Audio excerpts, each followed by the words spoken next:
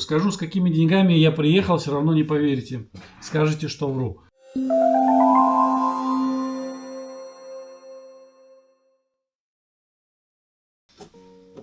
Друзья дорогие, всем привет! Вы на канале Жить в России, как я уже говорил. Сейчас читал комментарии, сейчас зашел в мастерскую, на улице что-то у нас такой ветруган поднялся. Так, подождите, я поставлю камеру чуть повыше. У меня у этой камеры нет нормального штатива еще. Вот, значит, первый комментарий, который хотелось бы прокомментировать под последним видео. Приехал с хорошими деньгами, на 2-3 жизни хватит. 4 смеющихся смайлика и счастливой жизни. Ну что ж, хотелось бы прокомментировать этот комментарий. Значит, приехал я в Россию. Ну, я ответил человеку. Скажу, с какими деньгами я приехал, все равно не поверите. Скажете, что вру. Я вам тоже не буду говорить, с какой суммой я приехал. Но этой суммы хватило на... Сейчас я вам скажу, на сколько. Но основная сумма, в принципе, у нас кончилась через, по-моему, недели полторы или 2. Все, что мы с собой привезли. Почему я брал дом в Калининграде в том состоянии, в котором вы видели? Кстати, если кто-то хочет полностью посмотреть видео нашего первого дома, под этим видео я, если не забуду, напишите, если я забуду, сделаю ссылочку на Рутуб. В Рутубе это видео есть, потому что Рутуб не ругается на обилие разных мелодий, музык и всего. Я не заморачивался с этим делом раньше, я просто делал это видео, вообще это было слайд-шоу. Я делал его для родственников в Германии, просто фотки, которые делал я, которые, да, больше всего это у нас Наташа была фотограф. Она ходила, был маленький такой фотоаппаратик, и вот она ходила и фоткала вот меня и, в общем, и весь наш быт тогдашний. Вот, и получилось это слайд-шоу. Почему я купил такой дом? Я сейчас этот ответ уже отправил в Максе, потому что, ну, в первую очередь, в Макс вся информация, все ответы, все комментарии туда попадают. Вот, подписывайтесь на наш Макс, ну, или в Телеграме. Значит, почему я купил дом в том состоянии, в котором он был? Мы идем по нашему двору. У нас всякого разного много. Тут у нас дружок сидит. Тут у нас куры ходят. Сейчас мы их найдем. Тут бетономешалка. Вот курица. Кандидат. Вон индюки.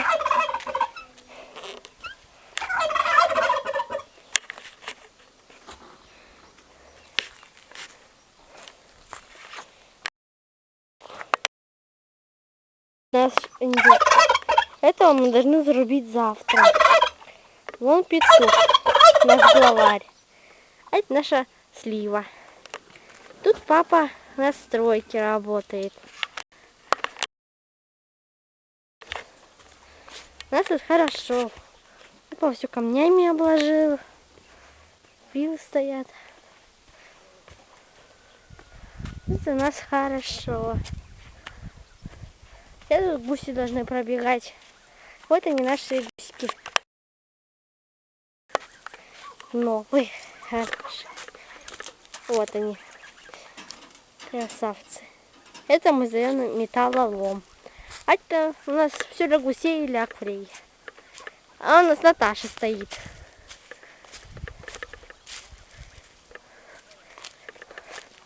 Сейчас мы ее допросим. Наташа, что? Тебе нравится в России? Очень нравится. Вон у нас лошади. Вон индюшка, которая должна быть скоро. Индюшата. Вон наш огород. Плохо видно.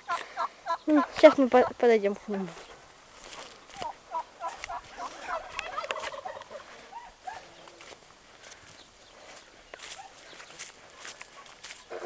Вон наши гуськи бегают. Все блоки. Ой.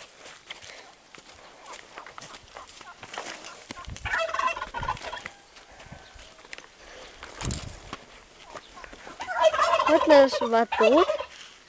Да, Качель. метельки, песочница, яблони и эти смородина, крыжовник, татоски. Вон цветочки у нас в огороде растут. Ну-ка еще ж покажи, Наташа. Сейчас мы уменьшим. Вот у нас цветочки красивые растут. А еще другие растут. Сейчас пойдем в палисадник. Он у нас очень виден. Закрой калитку, пожалуйста. Ага. Сейчас посмотрим. О, цыплят забыли. Вон наши цыплятки. Сейчас мы приоткроем. Вот наши цыплята. Вот девушка, они там сидят. Сейчас котят покажем. Заходим в сарай. А вот они и сидят. Ну-ка. Серый, это мой. Вон они. Наташа. Ну-ка, где там? Вот это моя сидит. Такая, как тигренок. Это рыжий, черный-белый, он Дашин. А это вот Сашкин, который сидит спереди. У всех есть свои, ну, как бы, привычки. Например, Сашин вот этот вот, он всегда такой ручной. Ну, также не ручной, а толстый он у нас самый. А вот самый ручной, он вообще игривый такой. Ну, Наташка вот этот пушистый серый, грустный такой всегда. И вся самый-самый пушистый. Моя, у нее тоже есть своя привычка. Ходит всегда на очень, вот так, как на балет учится, так смешно ходит. И она вот такая у нас рычит всегда, когда ее возьмешь. Вон сарай, темно, ее тут ничего не видно. А сейчас свет включили, может еще виднее будет. Вон свет. Сейчас если увидим уточку. Это не видно ее все-таки. Сейчас мы окно откроем.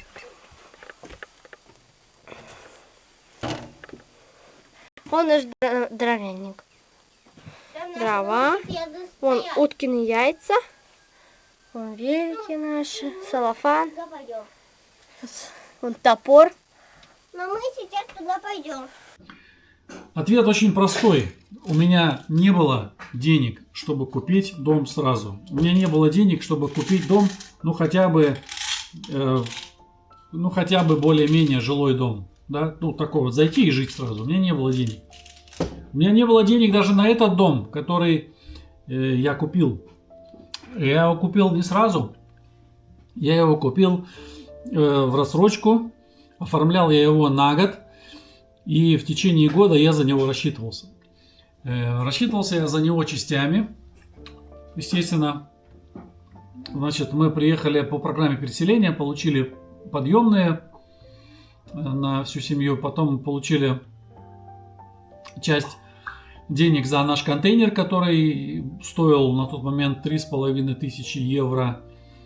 Вот, нам выплатили не всю сумму. Эти деньги я тоже отдал. Потом, что еще было? Потом я продал машинку, которая у нас была. В общем, дом наш, тот дом, без отопления, без воды, размороженное, вот это все было. Там кто-то пытался его купить, ушел, в общем, разорвало все батареи, все, я приехал, там просто срезать, выкинуть и все. Ремонтировать было бесполезно. Печку я эту выкинул, я в прошлом видео говорил, потому что она была ржавая, гнилая, там все просто было непригодно. Купил я этот дом только по той причине, что мне согласились его продать в рассрочку. То есть и у людей проблема была, кто его купит такой теперь без отопления, без воды. Человек там задаток дал и все разморозил, и, естественно, наматросил и бросил, и не захотел дом этот выкупать, а продавцы остались вот так вот с носом. И тогда они согласились продать его мне в рассрочку, что было нужно мне и было, в принципе, выгодно им. Рассчитался я за этот дом за 10 месяцев. Значит, что еще? Ну вот машину я продал за 300 тысяч. Интересные такие цены были, да? 300 тысяч. Вот. Не, вру, за 200, по-моему, я продал. Я уже не помню. Короче, продал я машину нашу Отдал куда же, все это за дом я перечислял, все брал квитанции со Сбербанка, что я рассчитываюсь постепенно. Вот, и потом, по моим подсчетам, я за 12 месяцев должен был рассчитаться, но там была такая ситуация, что хозяйка, которая продавала нам наш дом, она решила вдруг вернуться и жить вместе с нами, представляете? Нам так сказали. Она решила вернуться, жить с нами, и у них там 5 детей, и у нас 4 детей. Вы можете себе представить, в одном маленьком доме 60, там, по-моему, 2 квадрата у нас, что ли, было. Домик маленький был, да, размороженное отопление, размороженная вода, водопровод, все конченое вообще. Шифер гнилой, который надо менять на крыше. Окна косые. Окна, вот у нас окошко закрывалось, мы сели, как бы я с парнем, вот из немцев тоже он мне помогал, приходил парень, Андрей его зовут. Мы вдвоем сели с ним, перекусываем там, да, и я чувствую сквозняк, ветер дует, я смотрю, окно вроде закрыто. А потом раз туда руку, вот у меня ладонь пролезла, щель такая была, она не закрывалась, окно, щель. То есть все эти окна, все это такое было вообще. Вот, я брал такой дом, да. Я его купил за 10 месяцев. Я занял денег, недостающую сумму.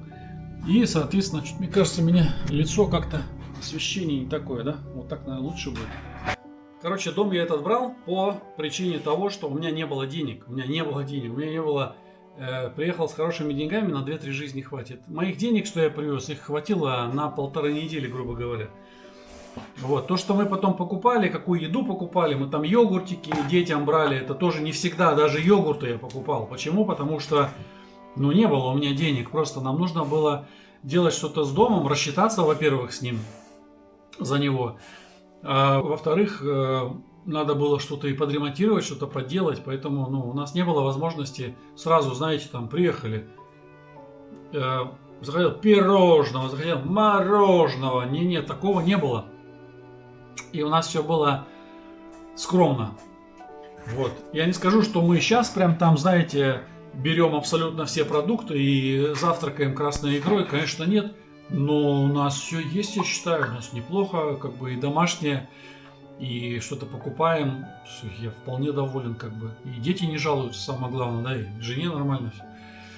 Вот, поэтому, знаете, если этими вещами мериться, а ты сколько можешь купить, а ты сколько можешь съесть, да зачем это, как бы, жизнь человека не зависит от обилия его имения, да, в Библии сказано. Вот, не зависит.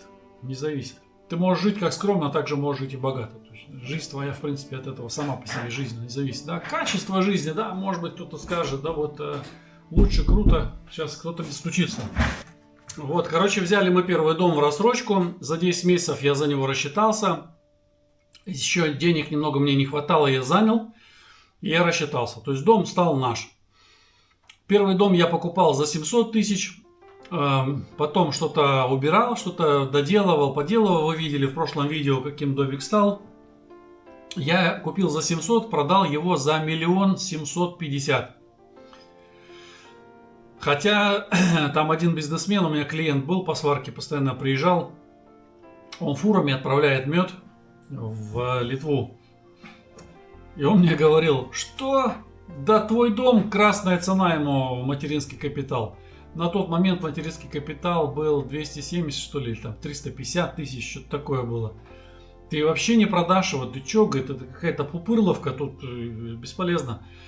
Но, слава богу, мы продали наш дом за 1 750 000. Да, за 700 купили, за 1 750 000 продали.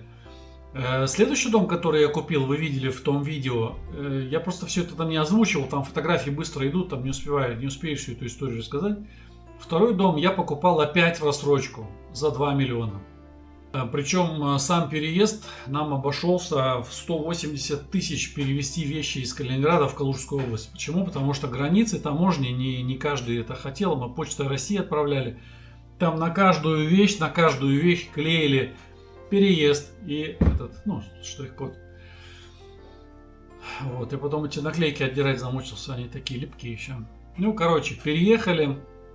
Дом видели в каком состоянии. Почему 2 миллиона? Ну, потому что недалеко Москва, М4, трасса, там все такое. Поэтому это было более такое, скажем, привилегированное место в плане, ну, привилегированное, знаете, ну, я не знаю, ну, там в Калининградской области в том доме жили, но мне вот по душе больше было то место, потому что оно спокойно, оно тихое. Здесь было много суеты, трасса рядом, фуры, ну, автобан, да, вот. Было все под рукой, было все удобно, мы быстро везде доезжали, то есть мне заказ раз, я заказ выполнил, тут же я приехал, отправил, тут же я приехал назад, минут 10 меня, 15 не было, я тут же продолжаю работу дальше. Вот. Сейчас, чтобы мне отправить заказ, мне надо ехать в город для этого, да, в СДЭК. Вот, это я уже теряю уже больше времени намного. Ну, поэтому, да, как бы свои плюсы были. Вот, но, да, дом был в привилегированном таком, как бы, месте, скажем, далеко уже от Москвы, 101 километр, это, ребята, был ровно 101. И мы купили наш дом за 2 миллиона. Причем он не был оформлен как дом, это был просто участок, который мы покупали, на нем стоял этот маленький, в общем, домик этот был из бруса, брус этот был, знаете, из чего? Когда-то стояла школа там, в этом селе, школу строили еще при царе. Там бревна были с Архангельска, такие здоровые бревна. Когда школу разобрали, эти бревна пустили на брус. И с этого бруса был дом этот построен. Так что у меня вот такой легендарный дом был. Вот. Но там не было воды, не было газа, был только свет. Нас завалило снегом. Дети чистят по очереди, машина не выйдет. По полметра насыпало.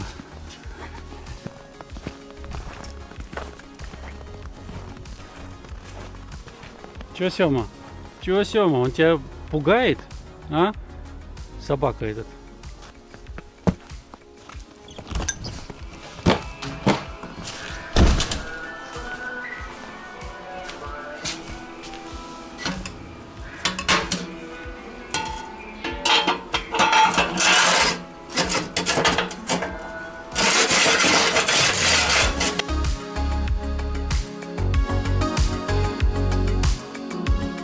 Не было септика, канализации, вообще ничего. Огорода не было. И длинный узкий участок. 18 на 100. Вот так вот такой вот. Как бы неуклюжий такой. Ну, в общем, такое себе. Вот. Хотя там, да, там 18 соток, это считается много. Вот. Была еще возможность прикупить еще там 4 сотки по соседству, там лесом заросло. Я не хотел, почему? Потому что мы, во-первых, рассчитывались опять же за этот дом, во-вторых, нужно было его утеплить, нужно было сделать второй этаж. Он был полный какого-то хлама, какой-то советской мебели, каких-то коробок, какашек собачьих и чего только там не было. Все это выметал, выносил. Друзья, я об этом не говорил, не показывал, может быть, были уже видео об этом, не помню. То есть мне пришлось там проводить водопровод, бурить скважину, заводить все это в дом, делать разводку по дому. Вот, с этим газом мы там намучились немножко, но получилось так, как-то вот так Господь расположил сердце газовщика, он к нам приехал, и он говорит, вообще вы в этом году не успеваете, то есть, ну, или, а я не знал, или мне дрова заказывать, дрова, а мы заказывали 4 КАМАЗа огромных с высокими бортами, мы заказывали 4 КАМАЗа дров, и рубленых уже, и складывали их, складывали прям, весь двор у нас был дровами заложен. Я ночью под утро вставал, подкидывал в печку, чтобы дети утром встали в школу, чтобы тепло было. В общем, это такой экшен был.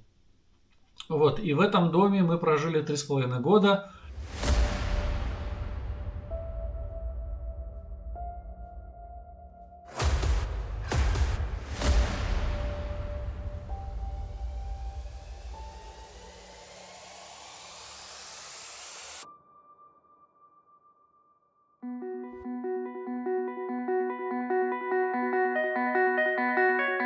Реакция малышей. Что, довольна?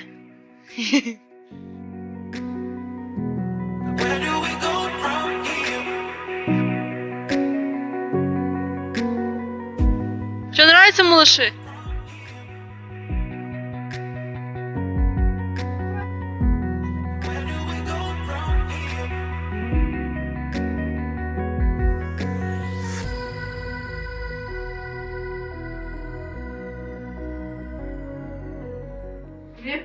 Сидим, кушаем лапшу.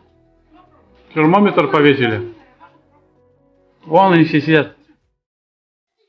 Эй, семья! Помашите тете Лиде. А я здесь. Ем лапшу.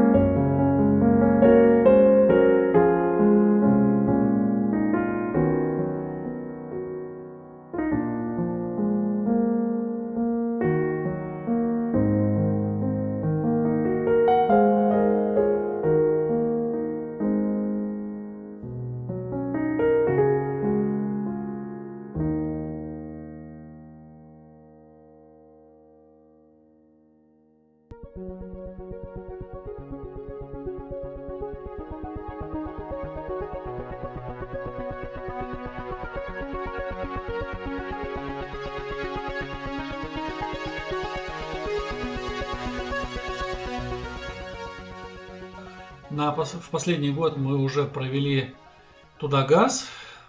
И, конечно же, уже была большая разгрузка. Это очень большая разгрузка, потому что ты не знаешь, что делать. Тебе нужно и печку, тебе нужно работу, тебе нужно заказы выполнять. Я там работал как папа Карло. С утра я, правда, высыпался хорошо. Прям я мог поспать там и до 9, до полдесятого даже иногда. Но я и работал потом часов до 10 вечера. Просто вот, приду домой, я зайду, мы с детьми мы всегда вечером садимся, читаем вместе Библию. Заканчиваем, заново начинаем. Вот, и мы вечером читаем Библию. Вот, и я заходил, допустим, там чайку попью, мы почитаем вместе. Ложились отдыхать, и все. И вот так вот, и постоянно. Стресс, нагрузка. Мне это нравилось.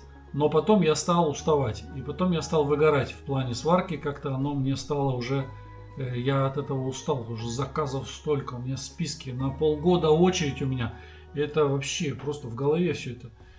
Стресс, быстрее. Там кто-то звонит, пожалуйста, можно вне очереди, пожалуйста. Тут там все женщина упрашивает. Ну тут вот день рождения мы не успеем. Там юбилей, все такое. В общем, пытаешься кого-то, ладно, где-то втиснуть. Те оттягиваются, те уже в напряжении, там, а что, почему. Короче, такое. Вот, второй дом. И вот второй дом, когда мы за него рассчитались, а это тоже было в рассрочку, и в этом мне помогла председатель сельсовета. Вот, она прям узнала, что мы многодетная семья, она прям сильно захотела нам помочь. Она помогла. Тот человек, который продавал дом, это был ее шофер. Она его как бы, давай, продавай. Ты что, будет стоять тебе еще? Он там за него 3 миллиона хотел. Давай за 2 500, короче. Она говорит, 2 500, все, по телефону ему, 2 500. Он, ну ладно, 2 500. А я ей говорю, у меня нет 2 500. Она говорит, тихо. И вот он приезжает на следующий день уже документы подписывать. У нее прямо мы в офисе сидим там. И она говорит, какие 2 500, слушай, давай за 2 отдай ему, да и все. У тебя там того нет, этого нет, давай. Он, я 2, ну как 2? Не, я 2 не готов. Она говорит, что ты вот это, давай. Детям поможешь, туда-сюда. И она его уговаривает. А я же самое главное-то не сказал, у меня нет на руках 2 миллионов. Ой, вообще. И когда уже тут расписываться, там же надо составить, когда я рассчитаюсь, я говорю, вы знаете, я могу сейчас вам дать только 1,5 миллиона. Он раз на меня смотрит, а время осень, мне же надо вложиться, мне надо дом подготовить, мне нужно окна вставить, да, печку поставить, мне нужно воду завести, потому что семью привезу, у меня 4 девочек, и нужно вода, и ванная, душ, и все, стираться, и все такое. И я думаю, я не знаю, получится, нет, значит нет, не мое, значит. И он соглашается на 2 миллиона, да. И потом я говорю, знаете, самое интересное, у меня нет 2 миллионов, и я могу вам дать только 1,5, по-моему, я ему дал сразу. И он раз вроде, потом, ладно, и согласился и на эту сумму. Я ему перевожу эти деньги, мы договорились, я уже не помню на какое время, что я с ним рассчитаюсь, по-моему, на год тоже, да. И вот так вот, потом постепенно мы рассчитались с ним. Потом я отказался от немецкого гражданства и забрал пенсионные выплаты. Из Германии все одной суммой можно забрать. Вот. Потом мы сделали из дома то, что сделали. То есть вы видели, да, он утепленный, стены выровняли. Сайдингом его хорошим обшили. Что еще?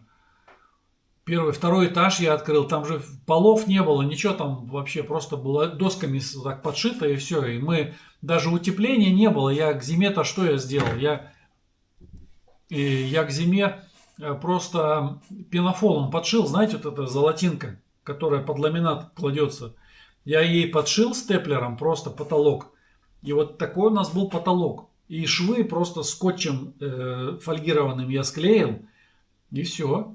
У нас висела дурацкая лампа дневного света с какого-то колхоза, не знаю, она вся там куча в ней жуков каких-то было там, я потом, ее форма такая, не вытащишь этих жуков. Короче, это было вообще трэш первое время. Но я вам скажу, что все это пережили с Божьей помощью, да, пережили. И это не так, что мы приехали, да, с большими деньгами, на 2-3 жизни хватит. Все делай шаг за шагом. Опять же, какие-то вот эти моменты, где люди, смотрят, то, другое, третье, это же надо купить. Вот меня спросили сейчас про эту самую машинку, с помощью которой мы курочек щипаем.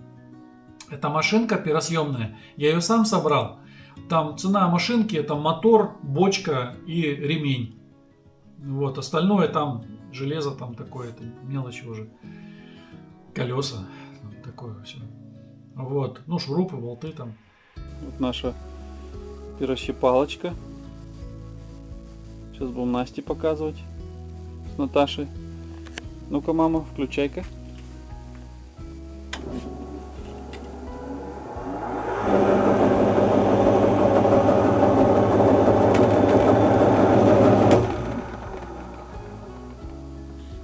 Все, курица мячик. То есть я ее сам собрал, я не покупал ее. Конечно, если ее покупать, это тоже деньги. Если мы приехали, у нас хозяйство, люди думают, тоже купить надо. Мы приехали, нам сразу люди там, которые живущие там, приехали к нам. Они узнали, что мы христиане, они приехали сразу такие, все, вам индюшат, цыплят подарили. Мы, куда, чего, куда? Я вообще не знаю, какие цыплята, потому что я не знал, за что хвататься, и я рад был, очень, дети радостные, цыплята, ура, ура. Я там смотрю, какие-то рамы валяются от деревянные, от окон. Я вот так четырехугольник такой скрутил шурупами, сверху сетку натянул какую-то там, я нашел какую-то сетку от кровати советской. И по бокам просто картон, у нас было много картона после переезда. Я по бокам картонные эти просто вот так вот степлером прибил. Ну, конечно, после первого дождя все это раскисло, мне пришлось опять переделывать. То есть у меня там была и переделка, и стройка, и хлам вывозили, разламывали старые сараи, там был завалившийся навес на дровяник. Все это надо было переделывать. Какие-то пни торчали из земли, да, мы спотыкались, пока 2 раза, 3 раза не упадешь, потом психанешь уже, пойдешь, лопату взял, обкопал его, выпилил, заровнял, все.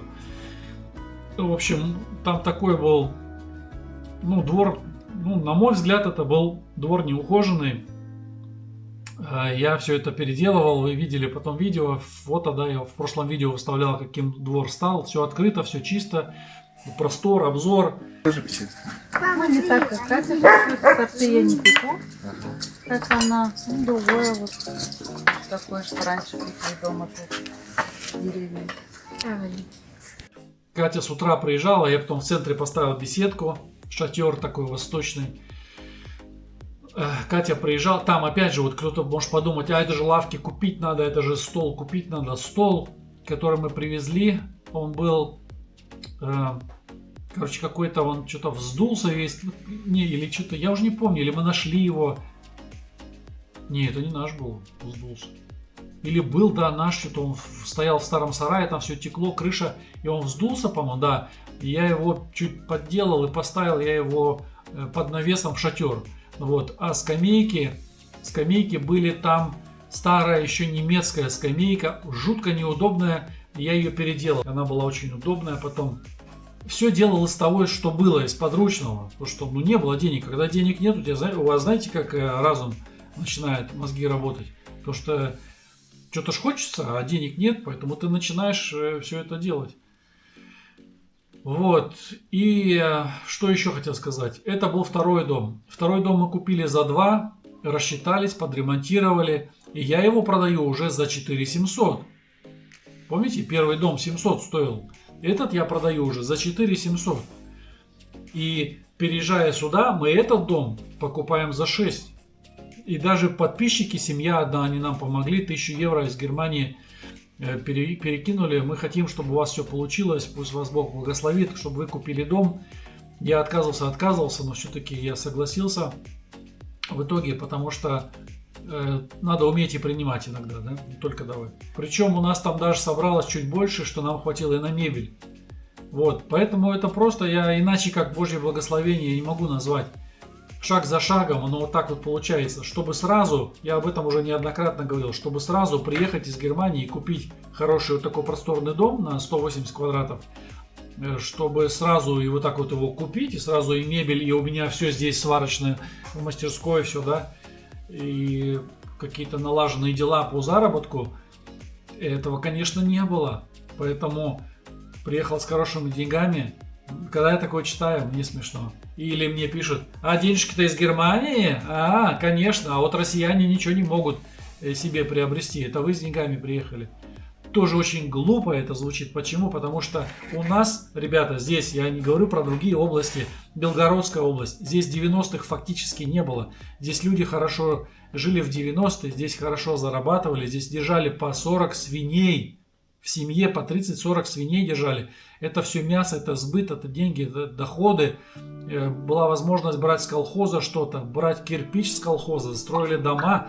Поэтому у людей по 2-3 недвижимости. 2-3 недвижимости. У меня только один дом. Вот. У меня только один дом. А, кстати, у меня еще был... ну, у нас такой, знаете, русский бизнес. Купить дороже, продать дешевле. Я его называю русский бизнес. Я покупал там хуторок один. И я его купил за... Сейчас скажу. Я купил его за 7000 евро. Дом на хуторе, короче, такой, 1/2. Катя там не хотела жить, и он у нас стоял. И потом одни ребята из Германии у нас его купили. Но купили уже не за 7, а за 4. Вот. Такой вот у меня, такой я бизнесмен. Потом у меня была квартирка. Значит, квартирка была маленькая. Короче, я ее купил за 10 тысяч евро, а продал за 7 за материнский капитал. Потому что меня самого обманули, когда я покупал. То есть вот такие моменты тоже есть. Ну, там женщина аферистка была. Вообще аферистка конкретная. Я на нее попался. У нее я квартиру покупал. Хотите, это отдельная история. Я расскажу, кстати, вам эту отдельную историю. Давайте это сделаем отдельное видео. Как она меня хотела кинуть с квартирой. Да, ту квартирку я продал. А я ее когда продал, я на нее построил мастерскую, получается. Я на нее построил мастерскую. Если я не ошибаюсь, 1100 евро я отдал за блоки. 1100 евро. А блоки были, короче, не кондиция. Там, в общем, нашлепали не кондиции, ну, шрот в Германии говорят. То есть она, ну, негодная. Это негодные кирпичи были, блоки. И они вообще кладутся на клей. Их садят на клей. Клей раз, и блок ложится на него. Все, и он клеем склеивается, и все. Но у них была неровная поверхность, и клей, ну, как бы схватки не было бы, там все развалилось бы. И эти кирпичи, эти блоки здоровые, они вот такие были, обожженная глина, они были прям, знаете, если взять футбольное поле, вот так вот в 3 ряда стояло все это футбольное поле, одна палета, на ней другая, третья. Вот так в 3 ряда стояло все это поле, заставлено этими блоками, их продавали по 34 рубля, я когда приехал, уже 35 было, я по 35 рублей взял блоков, я посчитал, сколько нужно, немножко у меня вышло больше, 2 палеты в итоге осталось, я потом раздал. За все эти блоки, ну 35 рублей, ребят, за все эти блоки я отдал 1100 евро тогда. Это все, вот здание 1100 евро, это стены. Залить фундамент, я сейчас не помню эти все моменты. Но, в принципе, я говорю, я все строил сам, поэтому я никому не платил. Не нужно мне было хороших денег. То есть, когда ты сам все строишь, оно выходит дешево тебе. Вот и все. А этот дом уже мы брали за 6. Если его сейчас продавать, ну, он миллионов 12 сейчас стоит. Вот и видите, как можно вот шаг за шагом, да, как бы улучшить свое благосостояние.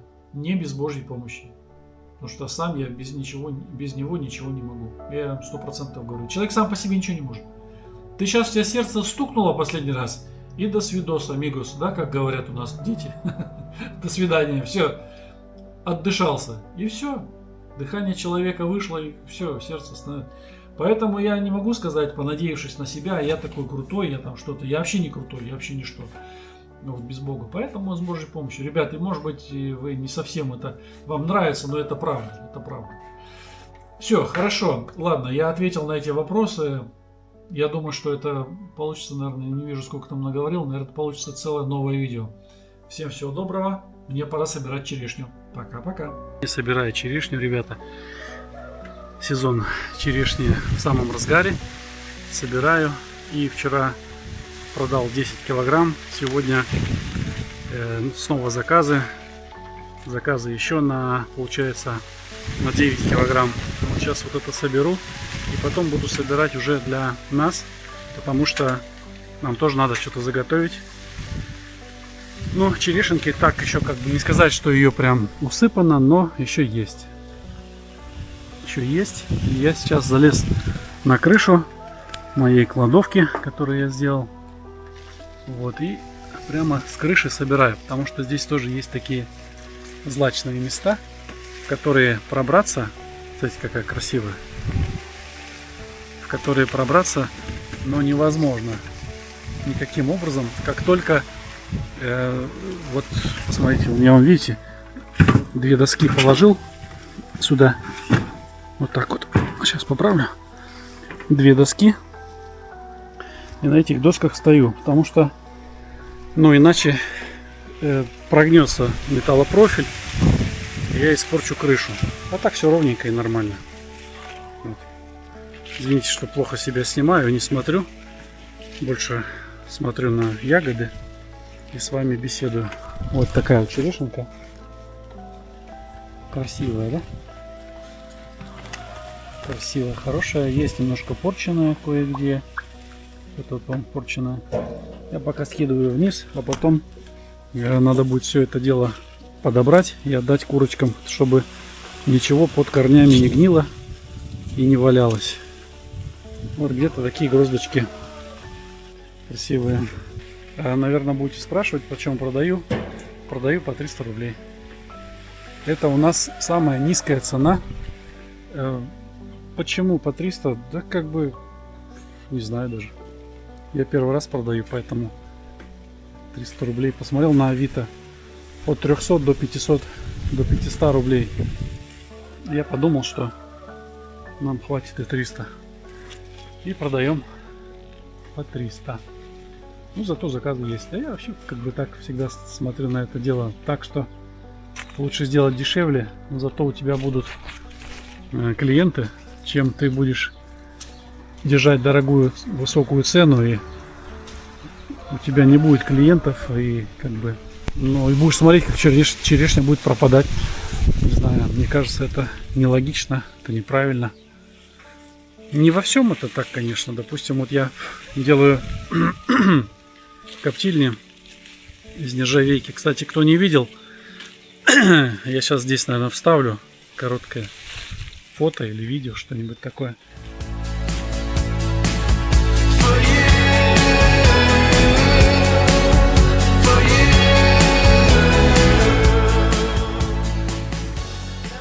Вот. Ну, с ними не так, допустим, с коптильнями. Почему? Потому что там другой принцип. Там принцип работы синхрофазотрона работает. Там принцип какой? Там себестоимость. А здесь какая себестоимость? Здесь просто вот оно растет тебе и все. Собрал. Труд весь твой. Ничего ты в это не вкладывался. Ну да, мы прыскали, мы обрабатывали. Естественно, это тоже, да, затраты наши. Но как бы я это в расчет не беру сильно. Ну, я думаю, что цена вполне адекватна. 300 рублей за килограмм. Просто на себя это ведерко вешаю. Когда она наполняется, она начинает тянуть. Здоровские ягодки, классные, ребят. Красненькие. Собрал такую чашечку. Я думаю, здесь килограмм 10, наверное, есть. Надо взвешивать сейчас дома. И посмотрим, сколько там у нас получилось.